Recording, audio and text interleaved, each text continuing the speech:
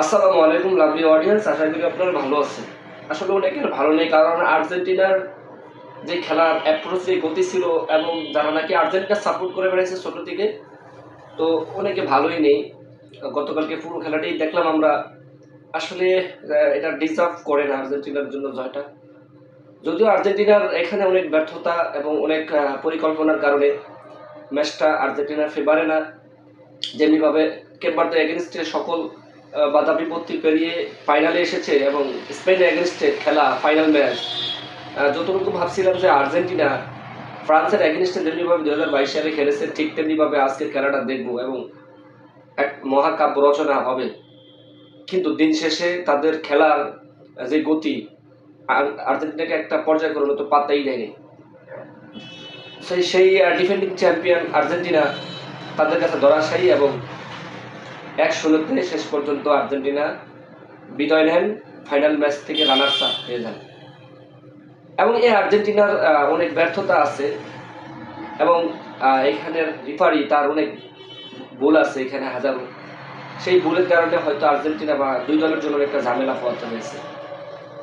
যাই হোক, দিন শেষে এটা খেলার অংশ, এবং এনজো ফার্নান্দেজকে শুধু শুধু তাকে ফাউল দিয়ে, এটা হয়তো ফাউল হতে পারতো বা ওয়েট কার্ড দিলে দিতে পারতো, তাকে লাল কার্ড দিয়ে উঠিয়ে দিয়েছে, এটা আসলে ঠিক না। এটা কোনোতেই মানা হয়নি। এটা 1998 সালে এরকম একটা হয়েছে। অন্য এক প্লেয়ার পানি খেতে নিয়েছে, তখন তাকে লাল কার্ড দিয়ে উঠিয়ে দিয়েছে, সেটাও অনর্থক, ঠিক এটাও অনর্থক ছিল। আপনারা একটু খেয়াল করে দেখবেন।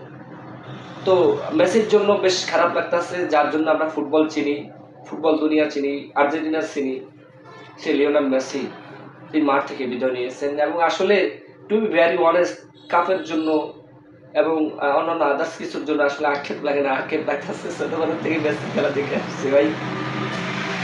তো সেই মানে মেসি খেলা কেন্দ্রিক যদি কথা বলি ভাই, ছোট থেকে একবার এই পর্যন্ত বড় হয়েছি মেসির খেলা দেখে বড় হয়েছি। লিওনেল মেসি আসলে শেষটাই খেলে ফেলছেন প্লেম স্টেডিয়ামে। এখানে তার শেষ ম্যাচটা হয়তো খেলা শেষ দেখা হয়েছেন, এবং তার খেলা হৃদয় বিদরক খেলা, এবং তার যে খেলার ধরন, শেষ পর্যন্ত লাস্ট পর্যন্ত মেসি কিন্তু অনেক চেষ্টা করেছিল অ্যাটাকে, অ্যাটাকেই তো ভাই পায়নি কালকে। সকল পায়ে পায়ে বল ছিল ফ্রান্সের, স্পেনের। আর্জেন্টিনা তো পায়নি একটা পর্যায়ে, শেষ পর্যন্ত একটু পাইছিল কিন্তু কাজে লাগেনি। অনেক ধাপিয়ে গেছে, স্পেন ডিজার্ভ করছে এই উইনের জন্য। অভিনন্দন স্পেন, এবং আর্জেন্টিনা ব্যাড লাক।